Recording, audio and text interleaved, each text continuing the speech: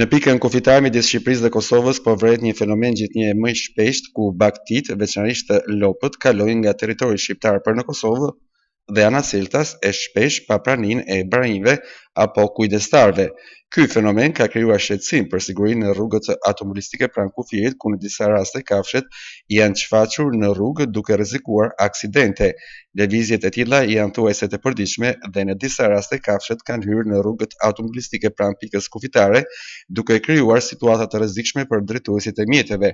Duket sikur bagtit kanë vendosur të bëhen pjesë e shpejtësisë dhe kalojnë nga Shqipëria në Kosovë dhe anasiltas, duke shkaktuar padashje disa ndërprerje në rrugët automobilistike. Rreziku për aksidente është në rritje, sidomos me shtimin e fluksit të automjeteve që hyjnë dhe dalin në të dy anët e kufirit. Situata është bërë e përditshme duke u shtuar rreziku për drejtuesit e mjeteve, sidomos me fluksin në rritje të automjeteve që kalojnë përmes kufirit të përbashkët Shqipëri-Kosovë, që sezonin e verës rritet edhe më shumë.